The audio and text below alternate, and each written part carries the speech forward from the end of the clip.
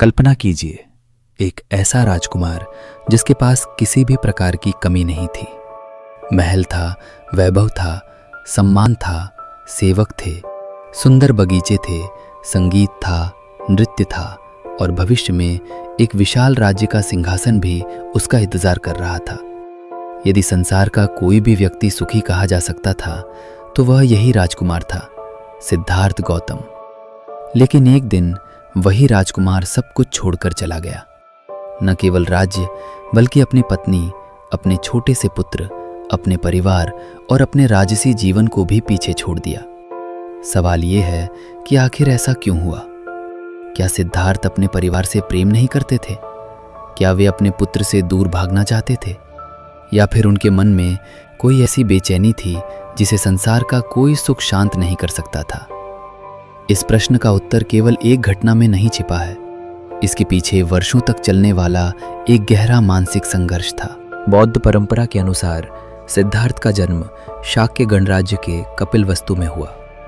उनके पिता शुद्धोधन चाहते थे कि उनका पुत्र एक महान सम्राट बने।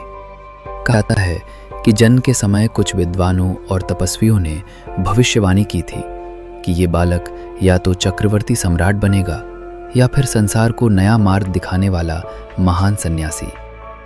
राजा शुद्धोधन ने दूसरा मार्ग रोकने का प्रयास किया। उन्होंने सोचा कि यदि सिद्धार्थ को केवल सुख ही सुख दिखाई देगा तो उनके मन में वैराग्य कभी नहीं आएगा। इसी कारण सिद्धार्थ के जीवन को महल की दीवारों के भीतर सीमित रखा गया। महल में केवल उत्सव थे, संगीत था, नृत्य था, सुगंधित उद्यान थे। सुख सुविधाओं की कोई कमी नहीं थी। यहाँ तक कि ये भी ध्यान रखा जाता था कि उनके सामने कोई वृद्ध, रोगी या मृत व्यक्ति न आए। लेकिन क्या मनुष्य केवल बाहरी सुखों से संतुष्ट हो सकता है? यही वो प्रश्न है जो धीरे धीरे सिद्धार्थ के भीतर जन्म लेने लगा। उनके पास सब कुछ था, फिर भी मन में एक खालीपन था। वे सोचने लगे, क्या जीवन का उद्देश्य केवल जन्म लेना, भोग करना और एक दिन मर जाना है? क्या मनुष्य इससे अधिक कुछ नहीं जान सकता? इन प्रश्नों का उत्तर उन्हें महल के भीतर नहीं मिल सकता था। एक दिन उन्होंने अपने सारथी छन्न से नगर देखने की इच्छा प्रकट की। यहीं से उनके जीवन का सबसे बड़ा परिवर्तन आरंभ हुआ। नगर भ्रमण के दौरान उन्होंने पहली बार एक वृद्ध व्यक्ति को देखा। झुका हुआ शरीर, कांपते हुए हाथ, सफेद बाल, कमजोर कदम। सिद्धार्थ ने आश्चर्य से पूछा, ये व्यक्ति ऐसा क्यों है? छन्न ने उत्तर दिया, राजकुमार, ये वृद्धावस्था है। समय के साथ हर मनुष्य बूढ़ा होता है। सिद्धार्थ कुछ देर तक मौन रहे। फिर उन्होंने पूछा, क्या मैं भी? छन्न ने कहा, हाँ राजकुमार, यदि जीवन रहेगा तो एक दिन आपको भी वृद्ध होना पड़ेगा। ये उत्तर सुनकर सिद्धार्थ का मन विचलित हो गया। जिस यौवन पर मनुष्य इतना गर्व करता है वो भी स्थायी नहीं है। कुछ समय बाद उन्होंने दूसरा दृश्य देखा। इस बार एक रोगी व्यक्ति था। वो दर्द से कराह रहा था। उसका शरीर दुर्बल था। सिद्धार्थ ने पूछा, इसे क्या हुआ है? छन्न ने कहा, ये रोग है, बीमारी किसी को भी हो सकती है। फिर वही प्रश्न, क्या मुझे भी? उत्तर मिला, हाँ राजकुमार, कोई भी मनुष्य इससे पूरी तरह सुरक्षित नहीं है। अब सिद्धार्थ के भीतर प्रश्न और गहरे हो गए। यदि शरीर कभी भी रोगी हो सकता है तो मनुष्य किस बात पर इतना अभिमान करता है? कुछ समय बाद तीसरा दृश्य सामने आया। लोग एक शव को लेकर जा रहे थे। चारों ओर शोक था। परिजन रो रहे थे। सिद्धार्थ ने पहले कभी मृत्यु को इतने निकट से नहीं देखा था। उन्होंने पूछा, ये क्या हो रहा है? छन्न ने उत्तर दिया, राजकुमार, ये मृत्यु है। जो जन्म लेता है उसे एक दिन मरना ही पड़ता है। सिद्धार्थ का हृदय जैसे भीतर तक हिल गया। यदि अंत में सबको मरना है तो फिर मनुष्य किस बात के लिए इतना संघर्ष करता है? राज्य, धन, वैभव, सौंदर्य, यौवन, यदि सब कुछ नश्वर है तो क्या कोई ऐसा सत्य भी है जो कभी नष्ट नहीं होता? यही प्रश्न उनके मन में गहराई से बैठ गया। लेकिन अभी उनकी यात्रा पूरी नहीं हुई थी। कुछ समय बाद उन्होंने चौथा दृश्य देखा। एक शांत सन्यासी जिसके चेहरे पर अद्भुत संतोष था। न उसके पास धन था, न राज्य, न कोई राजसी वस्त्र। फिर भी उसके चेहरे पर ऐसी शांति थी जो पूरे महल में भी सिद्धार्थ ने कभी नहीं देखी थी। उन्होंने पूछा, ये व्यक्ति कौन है? छन्न ने उत्तर दिया, ये एक सन्यासी है। इसने सत्य की खोज के लिए संसार का त्याग किया है। यही वो क्षण था जिसने सिद्धार्थ के मन में एक नई दिशा पैदा कर दी। उन्होंने सोचा, यदि कोई मनुष्य सत्य की खोज करके ऐसा शांत हो सकता है तो शायद यही वो मार्ग है जिसकी मुझे तलाश है। उस दिन के बाद सिद्धार्थ पहले जैसे नहीं रहे। बाहरी रूप से वे महल में थे, लेकिन भीतर से उनका मन संसार के सबसे बड़े प्रश्न का उत्तर खोजने निकल चुका था। क्या मनुष्य दुख से सदा के लिए मुक्त हो सकता है? यही प्रश्न आगे चलकर उन्हें उस निर्णय तक ले जाएगा जिसने न केवल उनके जीवन को बदला, बल्कि पूरी मानवता के इतिहास की दिशा भी बदल दी। चारों दृश्य देखने के बाद सिद्धार्थ गौतम का जीवन पहले जैसा नहीं रहा। महल वही था, संगीत वही था, उत्सव भी पहले जैसे ही होते थे, लेकिन अब उनके भीतर कुछ बदल चुका था। जहां पहले उन्हें महल का वैभव आकर्षित करता था, वहीं अब वही वैभव उन्हें क्षणिक और अस्थायी दिखाई देने लगा। वे बार बार एक ही प्रश्न पर लौट आते, यदि हर मनुष्य को वृद्ध होना है, रोगी होना है और अंततः मृत्यु को प्राप्त होना है, तो फिर जीवन का वास्तविक उद्देश्य क्या है? इन प्रश्नों का उत्तर न राजमहल में था, न सत्ता में, और न ही धन संपत्ति में। कहा जाता है कि राजा शुद्धोधन ने जब सिद्धार्थ के मन की स्थिति को समझा तो उन्होंने उन्हें सांसारिक सुखों में और अधिक व्यस्त रखने का प्रयास किया। महल में नए उत्सव आयोजित किए गए, मनोरंजन की व्यवस्थाएं बढ़ाई गई, राजसी सुख सुविधाओं में कोई कमी नहीं छोड़ी गई। लेकिन मन की प्यास बाहरी सुखों से नहीं बुझती। सिद्धार्थ अब मौन रहने लगे थे। वे लोगों को ध्यान से देखते, वृद्धों को देखते, बीमारों को देखते, गरीबों को देखते और सोचते कि संसार में इतना दुख क्यों है? क्या ये केवल भाग्य है? क्या देवताओं की इच्छा है? या फिर इसके पीछे कोई ऐसा नियम है जिसे समझा जा सकता है? उसी समय उनके जीवन में एक और महत्वपूर्ण घटना घटी। उनके पुत्र का जन्म हुआ। बालक का नाम रखा गया राहुल। सामान्य रूप से किसी भी पिता के लिए यह अत्यंत प्रसन्नता का क्षण होता है। सिद्धार्थ भी अपने पुत्र से स्नेह करते थे, लेकिन बौद्ध परंपरा में एक प्रसंग मिलता है कि पुत्र के जन्म का समाचार सुनकर उन्होंने कहा, राहुलो जातो बंधनम जातम, अर्थात एक बंधन उत्पन्न हुआ है। इस वाक्य का अर्थ अक्सर गलत समझ लिया जाता है। इसका अर्थ ये नहीं था कि वे अपने पुत्र से प्रेम नहीं करते थे, बल्कि उनका आशय ये था कि परिवार के प्रति स्वाभाविक मोह अब और गहरा हो जाएगा और सत्य की खोज का मार्ग पहले से भी अधिक कठिन हो जाएगा। बौद्ध ग्रंथों में कहीं भी ये नहीं मिलता कि सिद्धार्थ अपने परिवार से घृणा करते थे। इसके विपरीत आगे चलकर उन्होंने अपनी पत्नी यशोधरा, पुत्र राहुल और अनेक परिजनों को भी धर्म का मार्ग बताया। इसलिए गृह त्याग को परिवार से भागना नहीं, बल्कि सत्य की खोज के लिए किया गया त्याग माना जाता है। समय बीतता गया। सिद्धार्थ के मन का संघर्ष और गहरा होता गया। वे समझ चुके थे कि यदि उन्हें जीवन के अंतिम सत्य की खोज करनी है तो केवल चिंतन से काम नहीं चलेगा। उन्हें स्वयं उस मार्ग पर चलना होगा। फिर वो रात आई जिसे बौद्ध परंपरा में महाभिनिष्क्रमण कहा जाता है। रात का समय था। पूरा राजमहल गहरी नींद में सोया हुआ था।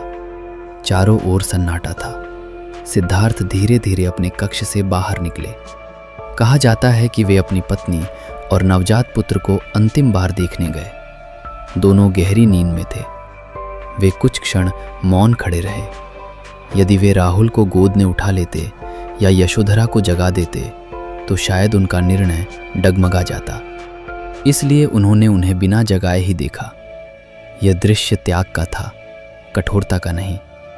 वे किसी से क्रोधित होकर नहीं जा रहे थे। वे किसी से संबंध तोड़कर नहीं जा रहे थे। वे उस प्रश्न का उत्तर खोजने जा रहे थे जिसका उत्तर उन्हें कहीं नहीं मिल रहा था। इसके बाद उन्होंने अपने विश्वस्त सारथी छन्न को साथ लिया, अपने प्रिय घोड़े कंथक पर सवार हुए और कपिलवस्तु छोड़ दिया। नगर की सीमा पार करने के बाद उन्होंने अपने राजसी आभूषण उतार दिए, अपने सुंदर वस्त्र त्याग दिए, अपने केश काट दिए और साधारण वस्त्र धारण कर लिए। अब वे राजकुमार सिद्धार्थ नहीं रहे, अब वे एक साधक थे। एक ऐसे साधक जिसके पास न राज्य था, न धन था, न पहचान, केवल एक लक्ष्य था, सत्य की खोज। यहीं से उनकी कठिन यात्रा प्रारंभ हुई। उन्होंने अनेक प्रसिद्ध गुरुओं से शिक्षा ली, ध्यान सीखा, योग सीखा, गहन समाधि का अभ्यास किया, लेकिन उन्हें लगा कि अभी भी अंतिम सत्य प्राप्त नहीं हुआ है। इसके बाद उन्होंने अत्यंत कठोर तपस्या का मार्ग अपनाया। वे दिन में बहुत कम भोजन करते, कभी कभी कई दिनों तक भोजन नहीं लेते। उनका शरीर इतना दुर्बल हो गया कि केवल हड्डियां दिखाई देने लगी। लेकिन वर्षों की कठोर तपस्या के बाद भी उन्हें वह ज्ञान प्राप्त नहीं हुआ जिसकी वे तलाश कर रहे थे। तब उनके मन में एक नया विचार उत्पन्न हुआ। क्या सत्य केवल शरीर को कष्ट देने से मिल सकता है? यहीं से उनके जीवन में एक और बड़ा परिवर्तन आने वाला था। उन्हें समझ आने लगा कि न अत्यधिक भोग का मार्ग सही है और न अत्यधिक तप का। इन दोनों के बीच भी एक ऐसा मार्ग हो सकता है जो मनुष्य को वास्तविक ज्ञान तक पहुंचा दे। यही विचार आगे चलकर मध्यम मार्ग के रूप में प्रसिद्ध हुआ। लेकिन वह ज्ञान उन्हें कैसे मिला? उन्हें बोधि कैसे प्राप्त हुआ? और कैसे एक साधारण साधक बुद्ध बन गया? वर्षों की कठोर तपस्या के बाद सिद्धार्थ गौतम एक ऐसे मोड़ पर पहुंचे जहां उन्हें अपने ही मार्ग पर प्रश्न उठाने पड़े। उन्होंने अपने शरीर को अत्यंत कष्ट दिया, कभी कभी कई दिनों तक भोजन नहीं किया, इतना कम खाया कि उनका शरीर केवल हड्डियों का ढांचा बन गया। जो लोग उन्हें देखते वे पहचान भी नहीं पाते कि ये कभी कपिलवस्तु का राजकुमार था। लेकिन एक दिन उनके मन में एक गहरी समझ उत्पन्न हुई। उन्होंने सोचा, यदि शरीर ही इतना दुर्बल हो जाए कि मन ठीक से सोच भी न सके तो सत्य की खोज कैसे होगी? उन्हें यह स्पष्ट होने लगा कि केवल शरीर को कष्ट देने से ज्ञान प्राप्त नहीं होता। उसी समय एक घटना घटी जिसने उनके जीवन की दिशा बदल दी। एक ग्रामवधू सुजाता ने उन्हें खीर, दूध, चावल का भोजन अर्पित किया। सिद्धार्थ ने उसे स्वीकार किया। उनके साथ तपस्या करने वाले 5 साधकों को लगा कि सिद्धार्थ ने तपस्या छोड़ दी है। वे उन्हें छोड़कर चले गए। लेकिन सिद्धार्थ जानते थे कि वे तपस्या नहीं छोड़ रहे, बल्कि एक भूल को छोड़ रहे हैं। अब उन्हें समझ आ चुका था कि जीवन के 2 चरम मार्ग, अत्यधिक भोग और अत्यधिक तप, दोनों ही सत्य तक नहीं पहुंचाते। इसी अनुभव से जन्म हुआ मध्यम मार्ग का। यही वो मार्ग था जो आगे चलकर बौद्ध धर्म की सबसे महत्वपूर्ण शिक्षाओं में से एक बना। भोजन ग्रहण करने के बाद सिद्धार्थ उरुवेला पहुंचे। वहां एक विशाल पीपल का वृक्ष था। उन्होंने निश्चय किया, जब तक अंतिम सत्य का ज्ञान प्राप्त नहीं होगा तब तक मैं इस स्थान से नहीं उठूंगा। वे उस वृक्ष के नीचे ध्यान में बैठ गए। दिन बीतते गए, रात गहराती गई। बौद्ध परंपरा के अनुसार उस समय मार ने उन्हें विचलित करने का प्रयास किया। मार कोई साधारण व्यक्ति नहीं, बल्कि लोभ, भय, मोह, अहंकार और मानसिक भ्रम का प्रतीक माना जाता है। कभी भय दिखाया गया, कभी प्रलोभन दिए गए, कभी उनके संकल्प को तोड़ने का प्रयास हुआ। लेकिन सिद्धार्थ का मन अब पहले जैसा नहीं था। उन्होंने हर विचार को देखा, समझा और जाने दिया। उन्होंने किसी भी भय या इच्छा को अपने ऊपर हावी नहीं होने दिया। फिर वो रात आई जिसने मानव इतिहास की दिशा बदल दी। गहन ध्यान में उन्होंने जीवन और अस्तित्व के स्वभाव को समझा। उन्होंने जाना कि संसार में दुख है, दुख का कारण है, दुख का अंत संभव है और उस अंत तक पहुंचने का एक मार्ग भी है। यही आगे चलकर 4 आर्य सत्य कहलाए। उन्होंने ये भी समझा कि मनुष्य का दुख बाहरी वस्तुओं से नहीं, बल्कि तृष्णा, आसक्ति और अज्ञान से उत्पन्न होता है। जब मन इन बंधनों से मुक्त हो जाता है तब वास्तविक शांति प्राप्त होती है। यहीं सिद्धार्थ गौतम बुद्ध बने। बुद्ध का अर्थ है जागृत व्यक्ति, अर्थात वो जिसने सत्य को प्रत्यक्ष रूप से जान लिया हो। ज्ञान प्राप्त करने के बाद बुद्ध तुरंत उपदेश देने नहीं निकले। परंपरा के अनुसार उन्होंने कुछ समय तक उस अनुभव पर मनन किया। फिर उन्होंने विचार किया, जो मैंने जाना है वो कठिन अवश्य है, लेकिन यदि लोग समझना चाहें तो ये उनके जीवन को बदल सकता है। इसके बाद वे उन 5 साधकों की खोज में निकले जिन्होंने उन्हें तपस्या छोड़ने के कारण त्याग दिया था। वे उन्हें सारनाथ में मिले। वहीं बुद्ध ने अपना पहला उपदेश दिया। इसे धर्मचक्र प्रवर्तन कहा जाता है। यहीं से बौद्ध संघ की स्थापना हुई। धीरे धीरे राजा, व्यापारी, किसान, स्त्रियां, युवक और वृद्ध, हर वर्ग के लोग बुद्ध के पास आने लगे। बुद्ध ने किसी जाति को ऊंचा या नीचा नहीं माना। उन्होंने कहा कि मनुष्य की पहचान उसके जन्म से नहीं बल्कि उसके कर्म और आचरण से होती है। यही कारण था कि उनका संदेश बहुत तेजी से लोगों तक पहुंचा। अब आइए उस मूल प्रश्न पर लौटते हैं। क्या बुद्ध ने गृह त्याग इसलिए किया क्योंकि वे अपने परिवार से प्रेम नहीं करते थे? इतिहास और बौद्ध परंपरा इसका उत्तर नहीं देती। यदि ऐसा होता तो ज्ञान प्राप्ति के बाद वे कभी कपिलवस्तु वापस नहीं जाते, लेकिन वे लौटे। उन्होंने अपने पिता शुद्धोधन से भेंट की, यशोधरा से मिले। उनके पुत्र राहुल ने भी आगे चलकर बौद्ध संघ में प्रवेश किया। उनके अनेक परिजन उनके शिष्य बने। इससे स्पष्ट होता है कि बुद्ध ने परिवार का त्याग घृणा से नहीं बल्कि संपूर्ण मानवता के दुख का समाधान खोजने के उद्देश्य से किया था। उनका गृह त्याग पलायन नहीं था, वो एक खोज थी। एक ऐसी खोज जिसने संसार को करुणा, प्रज्ञा और मध्यम मार्ग का संदेश दिया। आज 2500 वर्षों से भी अधिक समय बाद बुद्ध का वही प्रश्न अब भी हमारे सामने खड़ा है। क्या केवल धन, पद, प्रसिद्धि और भोग ही जीवन का उद्देश्य हैं, या फिर जीवन का वास्तविक अर्थ स्वयं को समझने, दूसरों के प्रति करुणा रखने और दुख के कारणों को पहचानने में छिपा है? शायद बुद्ध का गृह त्याग हमें यही सोचने के लिए प्रेरित करता है। सच्ची यात्रा बाहर की नहीं, भीतर की होती है। जब मन जागता है तभी जीवन का वास्तविक प्रकाश दिखाई देता है।